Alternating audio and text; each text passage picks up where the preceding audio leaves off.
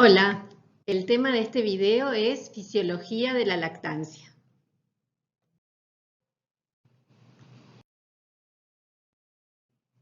Bueno, la lactancia justamente se refiere a la presencia de glándulas mamarias que permiten a los mamíferos el generar, que las hembras generen el alimento para su cría.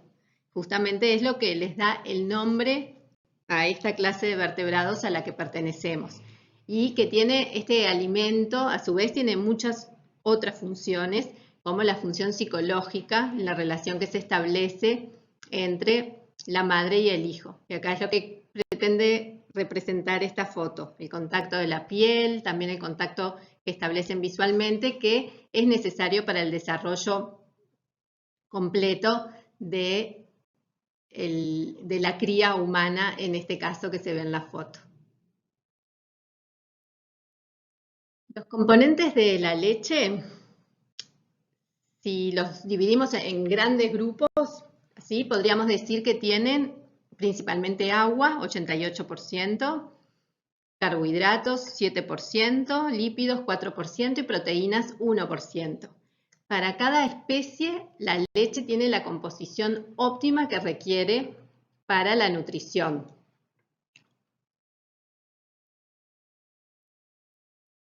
Tenemos que enumerar todos los componentes de la leche. Nos estamos refiriendo siempre al caso del ser humano. Tendríamos una lista de tal vez más de 100 componentes. Vamos simplemente a dar como ejemplos de cada uno de estos grupos que mencionamos, como ejemplos icónicos de componentes de la leche. Dentro de los carbohidratos, el principal es la lactosa, que justamente es el azúcar de la leche. Dentro de los lípidos tenemos triglicéridos y fosfolípidos. Dentro de las proteínas, la principal proteína de la leche son las caseínas, pero tenemos además, por ejemplo, alfa-lactoalbúmina, que justamente lo que hace es catalizar la síntesis de la lactosa. También tenemos lactoferrina e inmunoglobulina A. Estas dos tienen una función que es de defensa, o sea, una función inmunológica, que es otra de las funciones que tiene la lactancia. La lactoferrina capta hierro y eso hace que no haya hierro disponible para bacterias, por lo tanto tiene una función bacteriostática. Y la inmunoglobulina A es un anticuerpo, hay otros anticuerpos y por lo tanto cumple esta función de defensa. A su vez tenemos minerales y vitaminas. Los minerales, por ejemplo, el sodio y el calcio, y vitaminas, tenemos prácticamente todas las vitaminas, tal vez la única que no haya es la vitamina K, que esa se administra al recién nacido, y tenemos vitamina D, aunque a veces puede ser insuficiente si no hay exposición a la luz solar, y por lo tanto hay veces que se suministra también esta vitamina.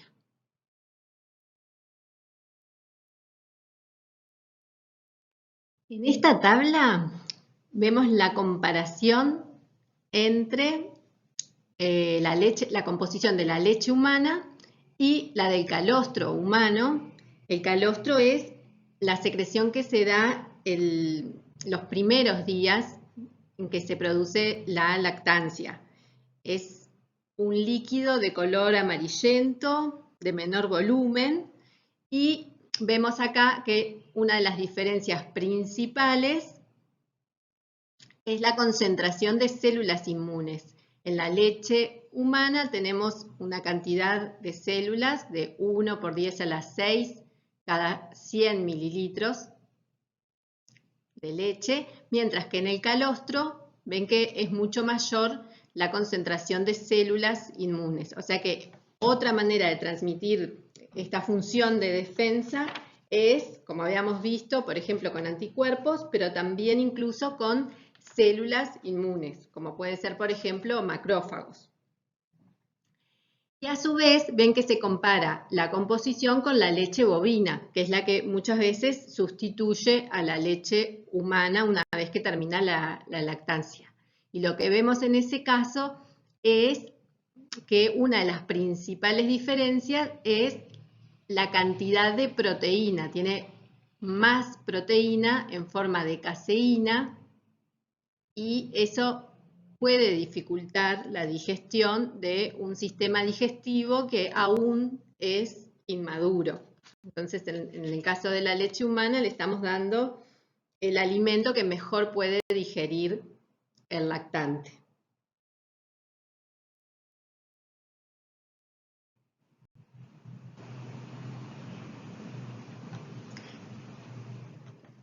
La estructura de la glándula mamaria ya la han analizado en el teórico de histología. Acá vamos a recordar únicamente la estructura durante la lactancia, que es cuando la vemos en su máximo desarrollo.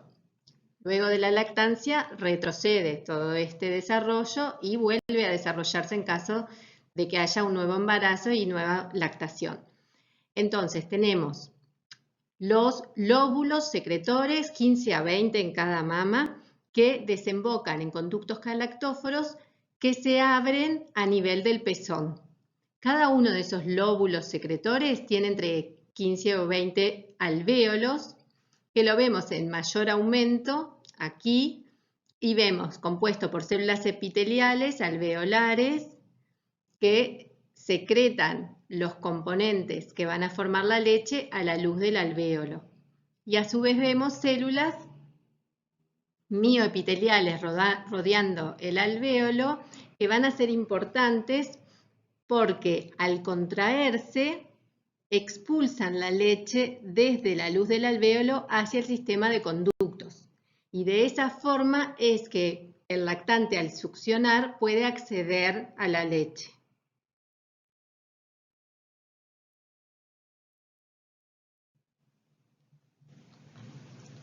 Vamos a ver entonces los distintos mecanismos por los cuales los componentes de la leche llegan a la luz justamente del alvéolo.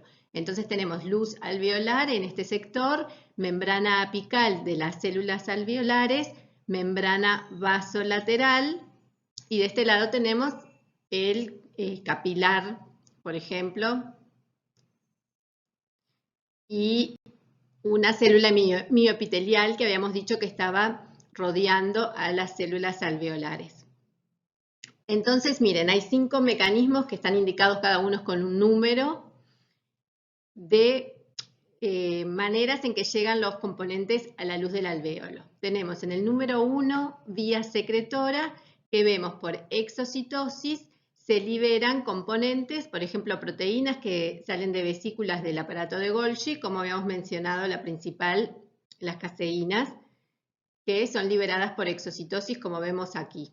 Y también acá vemos una vesícula que tiene sales y acá vemos otra vesícula que tiene azúcares. La principal que habíamos visto es la lactosa.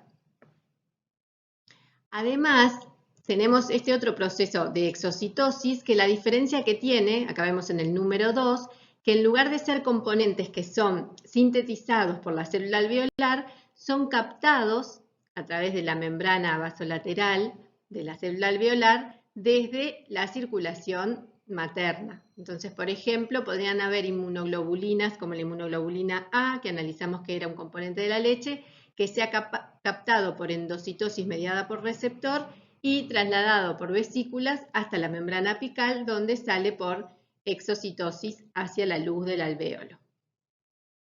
Después tenemos el número 3, que dice que es la vía lipídica. En ese caso, lípidos que pueden ingresar de la circulación materna o que pueden ser sintetizados en la célula alveolar van a salir, pero vienen por este tipo de salida que es diferente a la exocitosis que vimos, que la membrana queda en la célula, porque en este caso la gota de lípido está rodeada de membrana y así es liberada hacia la luz alveolar junto con la membrana celular. Luego vemos en el caso 4, lo tenemos por acá, el transporte transcelular de agua y algunas sales a través de canales y transportadores. ya vimos que el principal componente en realidad de la leche es el agua y la función de nutrición también incluye la hidratación, por supuesto. Entonces, tenemos salida por canales y transportadores de agua y de sal y finalmente tenemos la vía paracelular, que sería a través de las uniones entre las células. Y también por aquí pueden pasar agua, iones y pueden escurrirse células inmunes, como habíamos mencionado, que también contenían la leche humana.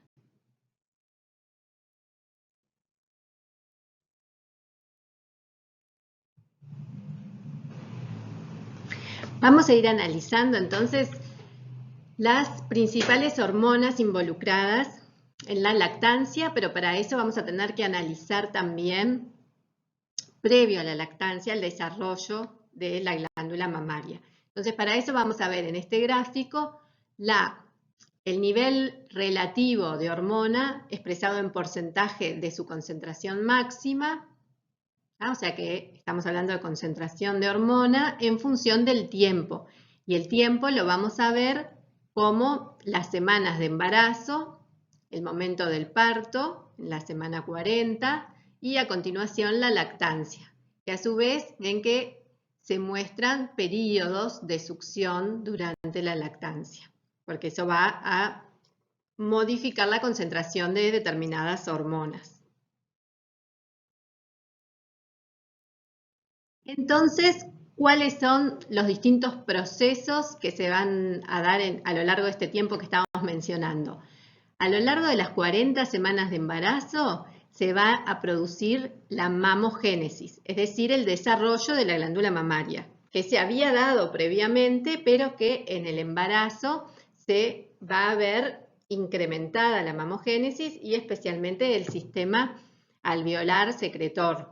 Y las hormonas que van a participar de ese desarrollo son la progesterona, que la vemos en negro aumentando a lo largo del embarazo, el estradiol, que vemos las concentraciones marcadas en amarillo, vemos el lactógeno placentario en verde y la prolactina en rojo. Esas serían las principales hormonas mamogénicas, aunque también se necesita de la hormona del crecimiento o, como está indicado acá, también el cortisol en celeste, que son necesarias para que el desarrollo sea óptimo. Bien, la principal sería, y que aparte no hemos hablado hasta ahora, y que es la principal función que se le ha encontrado, porque no se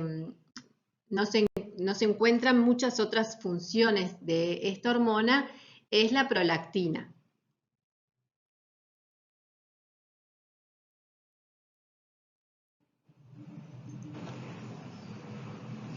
Bueno, entonces hablando de la prolactina, ya la habían visto en el teórico de eje y en el teórico de adenohipófisis. Para recordar, tenemos que la prolactina es sintetizada y secretada por la hipófisis anterior o adenohipófisis y que en el hipotálamo se sintetizan y se secretan a nivel de la eminencia media factores liberadores de prolactina y factores inhibidores de prolactina, que van a viajar por el sistema porta hipotálamo hipofisario para estimular a los lactotropos a que liberen prolactina.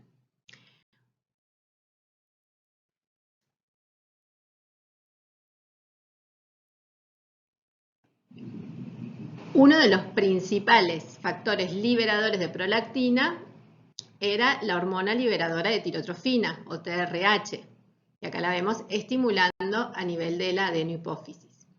Y uno de los principales factores inhibidores era la dopamina, que la vemos inhibiendo a la hipófisis.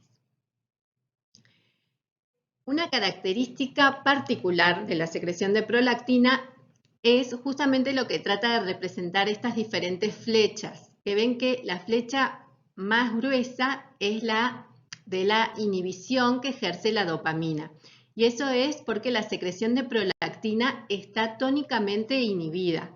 Es decir, que si nosotros no tenemos influencia hipotalámica, las concentraciones de prolactina tenderían a aumentar, a diferencia de lo que pasa con todas las otras hormonas adenohipofisarias. Entonces, tenemos la prolactina actuando a nivel de la glándula mamaria, que es una glándula exócrina. Por lo tanto, acá tenemos otra particularidad del eje hipotálamo-hipófisis-glándula mamaria, porque no vamos a tener la secreción de una hormona que afecte por mecanismo de retroalimentación al eje. Sí tenemos la retroalimentación que ejerce la prolactina a nivel del hipotálamo, y lo que hace la prolactina es estimular la secreción de dopamina. Así que les pido ahora que detengan el video y piensen qué tipo de retroalimentación es esta que está acá. Es una retroalimentación, qué tipo de arco, si es un arco largo, un arco corto, un arco ultra corto, y si es positiva o negativa. Bien, entonces tenemos que es una retroalimentación de arco corto porque es el producto de la hipófisis actuando a nivel del hipotálamo. Y tenemos que es una retroalimentación negativa, ¿sí? Porque tenemos que la prolactina, al incrementarse, va a estimular a su inhibidor. Por lo tanto, el aumento de prolactina lleva a una disminución de prolactina. Por lo tanto, van en sentidos opuestos y por lo tanto es un feedback negativo, ¿sí?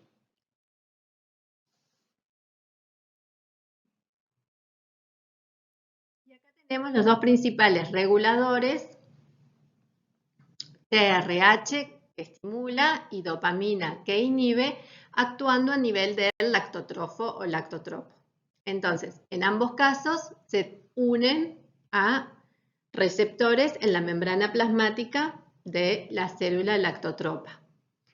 La TRH actúa a través del sistema de fosfolipasa C, que estimula la PKC, la proteinquinasa C, hay modificaciones del calcio intracelular y va a llevar al aumento de la secreción de prolactina. Y por otro lado tenemos a la dopamina, que está acoplado el receptor de dopamina a una proteína G del tipo I, que inhibe la adenilato ciclasa, disminuye el AMP cíclico y disminuye también el sistema de fosfolipasa C, lo que lleva a una disminución de la secreción de prolactina. Vamos a ver cómo se explica ahora el incremento en las concentraciones de prolactina que ocurren durante el embarazo. Tenemos otra vez el eje, el mismo eje que habíamos visto en una situación de no embarazo, y tenemos que durante el embarazo tenemos la influencia de las altas concentraciones de estrógenos. A su vez, ya vieron en el teórico de placenta, por ejemplo, o en el de adaptaciones a la gravidez, que las concentraciones de estrógenos y de progesterona aumentan durante el embarazo porque tenemos a la placenta sintetizándola de forma muy eficiente. Estos estrógenos estimulan a los lactotropos y lo que provocan es que aumente el tamaño de esas células productoras de prolactina y que también aumente el número de esas células. De hecho, esta alta concentración de estrógenos, con su efecto a nivel de los lactotropos, explica que durante el embarazo la hipófisis pueda duplicar su tamaño. Por lo tanto, la secreción de prolactina va a aumentar muchísimo. Pero además, vamos a ver que de alguna manera los estrógenos están interfiriendo con este mecanismo de feedback.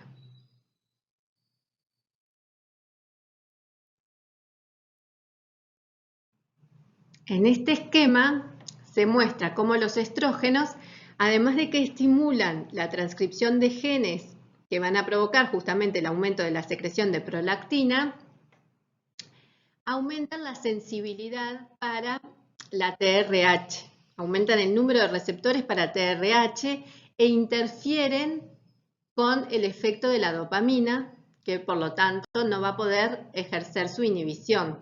Entonces, todos estos factores se complementan para que haya un gran aumento de la secreción de prolactina por acción de los estrógenos aumentados durante el embarazo. Esto mismo que estábamos hablando se muestra en este experimento donde se mide concentración plasmática de prolactina, son los puntitos negros, y concentración plasmática de TSH o tirotrofina, que son los puntitos blancos. Y vamos a ver que las concentraciones aumentan cuando se aplica, se administra TRH. ¿Sí? Esto se acuerdan que también lo habían visto en la discusión grupal de hipófisis, que se hacía un test dinámico en el que se aplicaba, se administraba TRH y se medía no solo el aumento de concentración de TSH, sino también de prolactina. Justamente porque es un factor estimulante de ambas hormonas. Entonces se ve que con cada administración, representado por una flecha, se ve que hay un pico de cada una de estas hormonas. Esto se muestra, vieron en el eje de las X, tenemos distintos ejes temporales. Acá cuando se ven los picos de hormonas se está mostrando en horas, desde las 8 hasta las 18. Luego en este sector se muestra en días y luego se muestra otra vez en horas. Entonces, durante todos estos días, entre el día 3 y el día 9, se hace un tratamiento con estrógenos.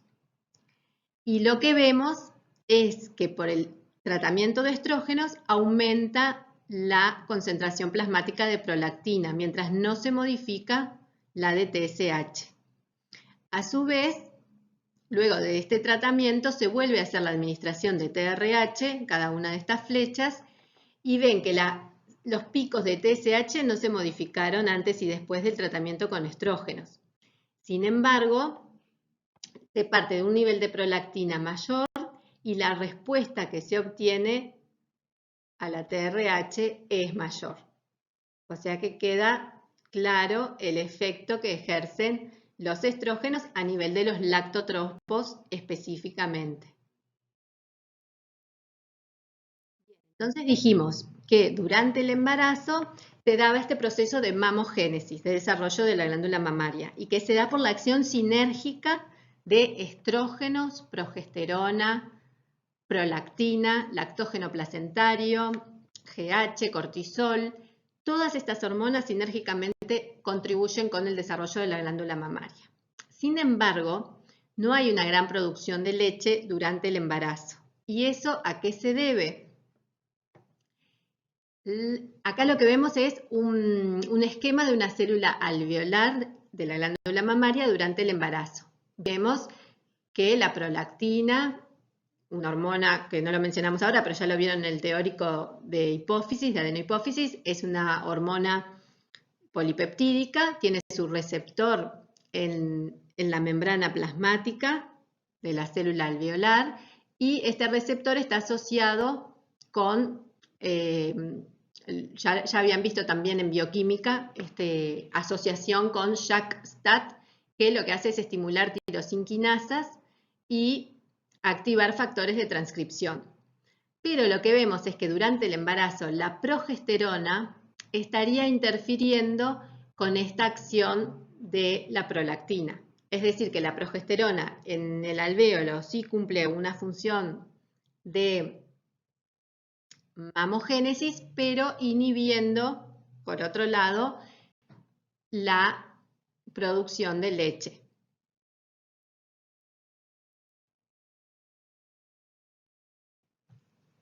Entonces, para que se produzca la producción de leche, valga la redundancia, luego del parto, proceso que se conoce como lactogénesis, el inicio de la producción de leche, tiene que ocurrir esta caída en la concentración de progesterona principalmente.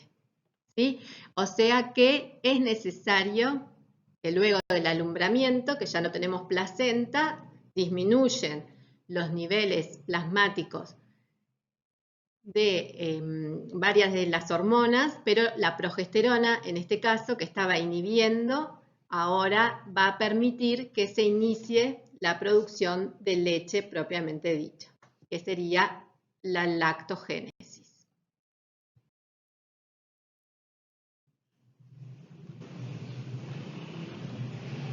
Entonces volvemos a ver la célula alveolar de la glándula mamaria, pero luego del parto. Entonces, la diferencia que vamos a encontrar es que al disminuir las concentraciones de progesterona, ya no va a estar inhibida la vía de señalización de la prolactina y por lo tanto se van a sintetizar proteínas que son caseínas y otras que son enzimas. Las caseínas serán secretadas hacia la luz alveolar y con las enzimas se pueden sintetizar otros componentes como son la lactosa y los lípidos que también serán secretados y ese conjunto formará la leche. O sea que vemos claramente cómo se produce el fenómeno de lactogénesis estimulado por la prolactina, que justamente lo que hace es estimular la síntesis y la secreción de los componentes que forman la leche.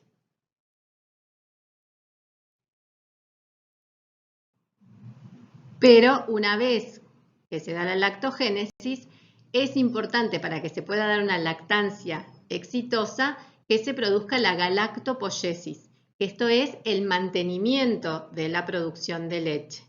Y para eso van a ser importantes los distintos episodios de succión que van a permitir que aumente con cada uno de ellos la concentración de prolactina.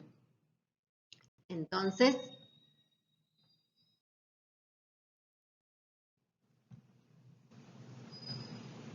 acá vemos justamente el reflejo de succión, que es un reflejo neuroendocrino. Esto quiere decir que las aferencias son neurales y las eferencias son endocrinas o humorales.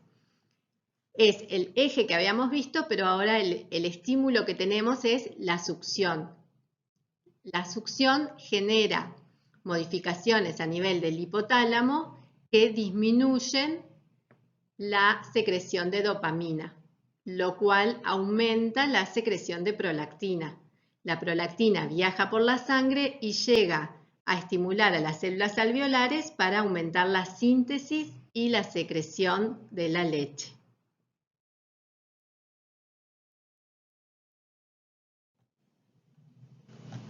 Sin embargo, ven que no alcanza con la galactopoiesis para que se pueda dar la lactancia. Necesitamos también el proceso de galactoquinesis.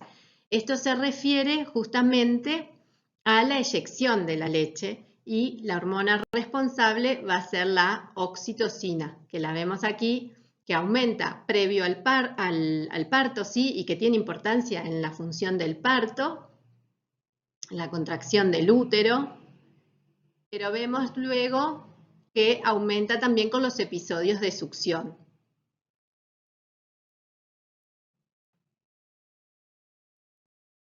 Así que este reflejo de succión en paralelo también está generando los estímulos a nivel hipotalámico para que aumente la secreción de oxitocina. La oxitocina viaja por la sangre y a nivel de las células mioepiteliales va a provocar la contracción y por lo tanto la eyección de la leche. Es decir, el pasaje de la leche desde la luz del alvéolo hacia el sistema de conductos.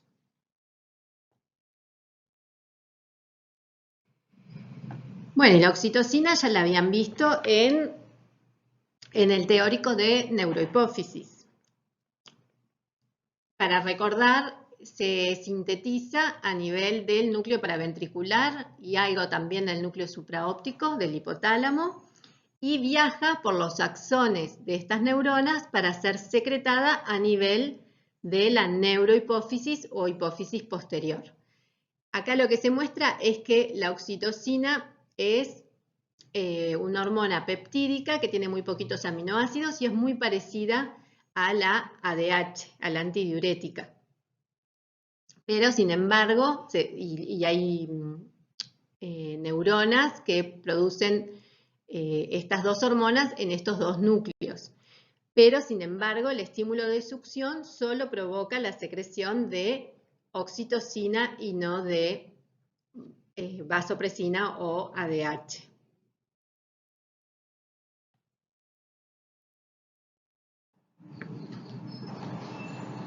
Vamos a ver entonces en conjunto el reflejo de succión, que comienza justamente con la succión del pezón, que va a estimular a fibras aferentes sensoriales que producirán señales entonces a nivel del hipotálamo. Por un lado, inhibiendo el núcleo arcuato, lo cual disminuirá la secreción de dopamina. Por lo tanto, se estimulará a nivel de la adenohipófisis la secreción de prolactina, que estimulará a nivel de la célula alveolar de la glándula mamaria la síntesis y secreción de leche. Por lo tanto, se está alimentando este lactante y está generando los estímulos para que se sintetice y se secrete más alimento, para que se vuelva a formar y a sintetizar leche. Cuanto más se alimente, más alimento se generará. Pero a su vez, este mismo estímulo lo que hará es estimular a los núcleos supraóptico y paraventricular del hipotálamo para que se secrete oxitocina a nivel de la hipófisis posterior, que llegará a la glándula mamaria y provocará la eyección de la leche, que es igual de importante porque es necesaria que la leche salga de la luz del alvéolo para que quede accesible por la succión. Y a su vez porque si la leche queda estancada a nivel de la luz alveolar, podría haber señales apoptóticas que produzcan la muerte de las células alveolares, ¿sí? O sea que es fundamental que la leche esté circulando y liberando a su vez el lugar para que se produzca más leche con estos mismos estímulos que vimos. Miren este gráfico, qué interesante, lo que muestra es concentración de oxitocina en función del tiempo. El tiempo cero, que es el que se indica aquí, es cuando comienza la succión y se muestran los distintos periodos de succión que se corresponden con incrementos de la concentración de oxitocina en el plasma materno, que a su vez ven que baja rápidamente porque la oxitocina es un péptido de muy poquitos aminoácidos y una vida media muy corta. Pero lo interesante en esta diapositiva es que previo a que comience la succión, el momento que se indica con la flecha, la madre está interactuando con el bebé y ven que eso ya es suficiente para provocar un aumento en la concentración plasmática de oxitocina. Es decir, que en el caso de la oxitocina hay otros estímulos, además de la succión, que estimulan su secreción.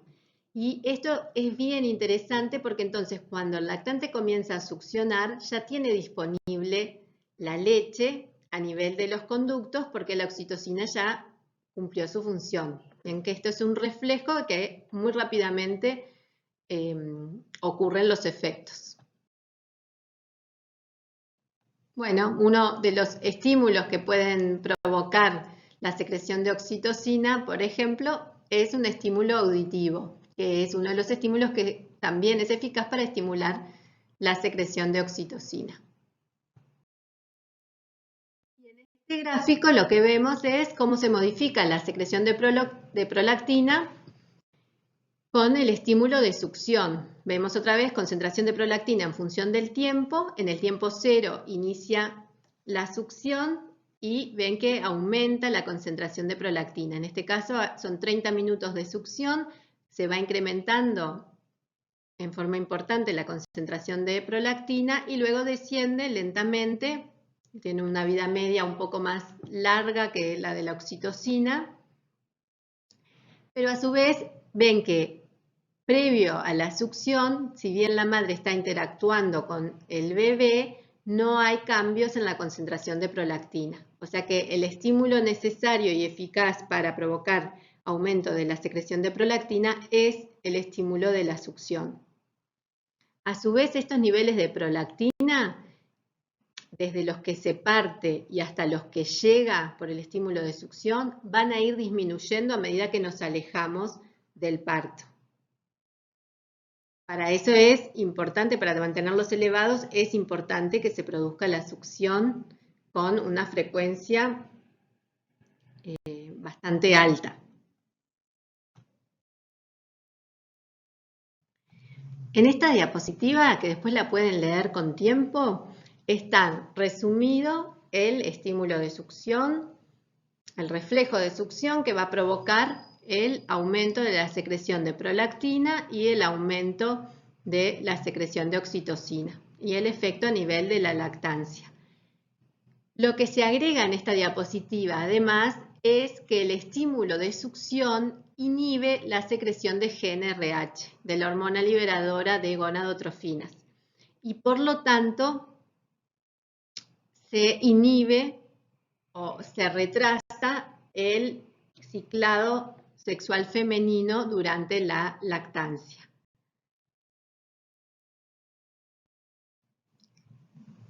En estos gráficos lo que vemos es concentración plasmática de prolactina en función del tiempo. En todos los gráficos es concentración plasmática de distintas hormonas en función del tiempo, y el tiempo en todos los casos es días después del parto.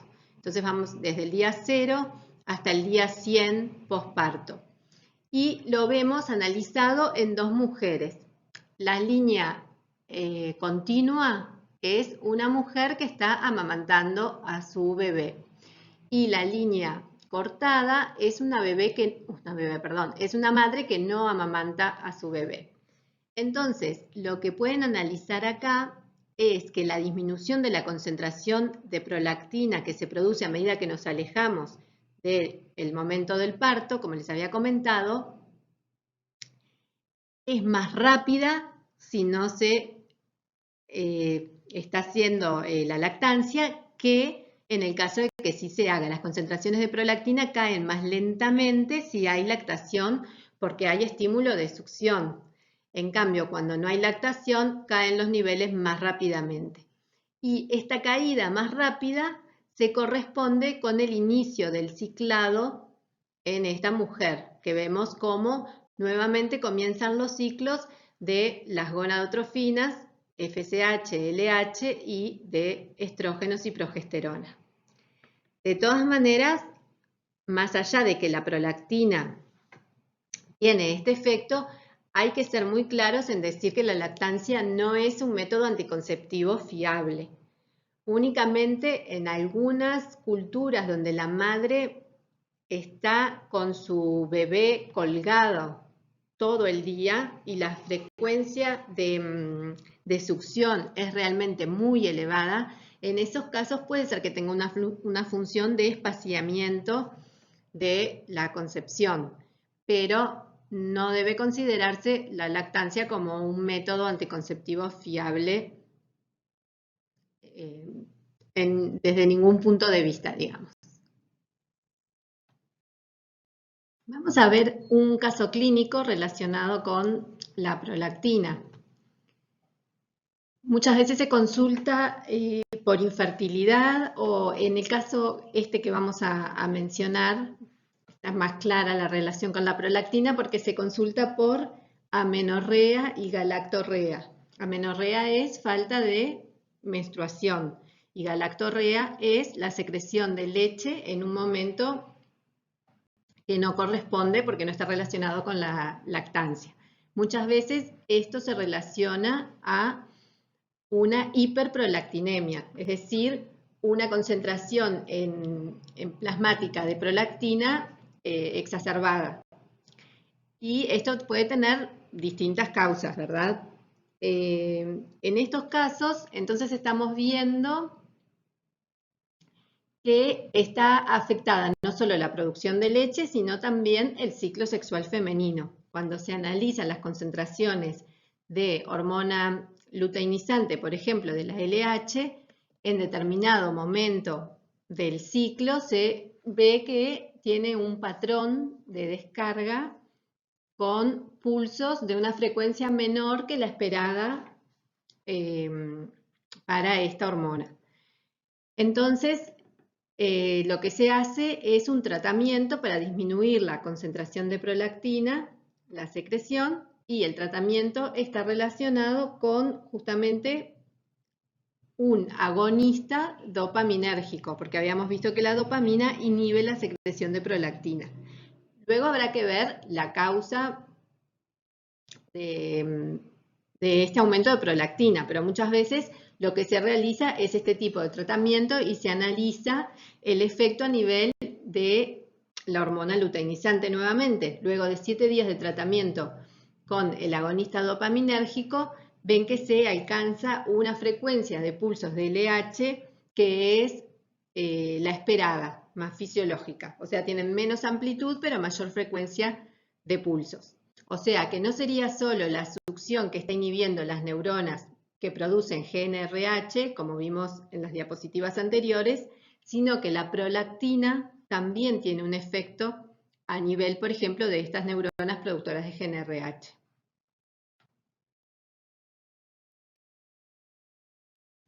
Bueno, y para ir terminando, simplemente ahora al final les quería comentar esto que denominé fisiología en la vida cotidiana, porque vi que en un folleto en el que se vende este succionador simplemente manual para extraer leche materna y explica que está basado en el reflejo de eyección.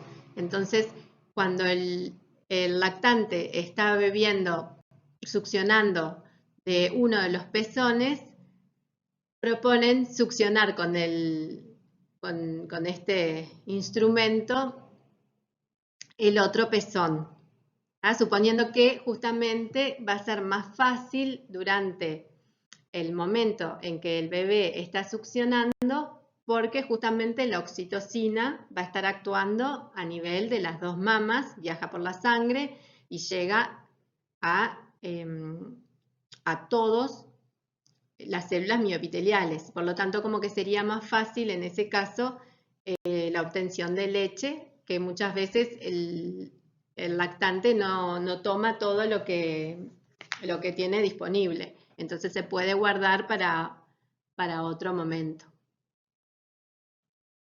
Por todas las ventajas que tiene la lactancia, que comentamos unas cuantas,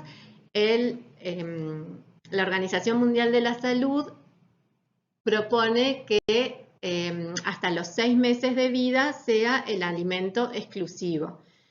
Por eso se están, desde los distintos lugares de trabajo, se intenta apoyar la lactancia. Copié de la página del BPS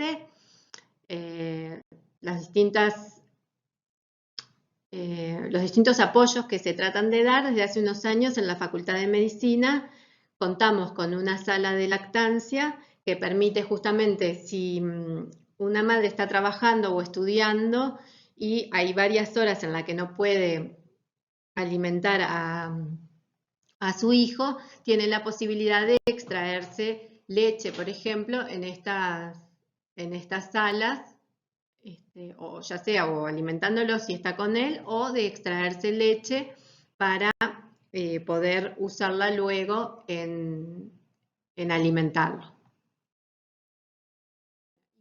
Muchas veces, si la madre por algún motivo no puede generar la leche o tener leche suficiente, hay bancos de leche y justamente les quería mostrar cómo en este artículo lo que se analiza es el impacto de la pasteurización que se hace justamente en la leche para los bancos de leche sobre las propiedades inmunológicas que tiene la leche humana.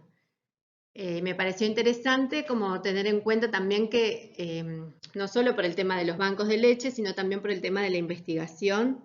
Este es un estudio en el que participan distintas instituciones y bueno, es interesante tener en cuenta que se hace investigación y que todo lo que nosotros aprendemos siempre se está de alguna manera modificando y actualizando, y por eso siempre es importante seguir estudiando.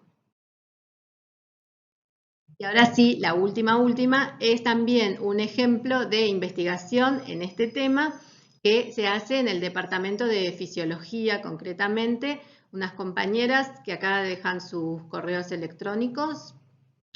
Dos de ellas, Maida Rivas y Florencia Peñas, han dado algunas de las clases de DREM, y ellas estudian cómo se ve afectado el sueño durante el posparto y cómo esto afecta a la lactancia. Simplemente como también para dejarles la idea de que se hace investigación en la facultad y se hace investigación en muchos de los temas que vemos, lo que pasa que a veces necesitamos resumir los contenidos y no podemos transmitir todo lo que se realiza. Y a su vez no en todos los temas se realiza investigación. Bueno, recuerden que las dudas las pueden escribir en el foro de este teórico y podemos seguir la discusión. Muchas gracias.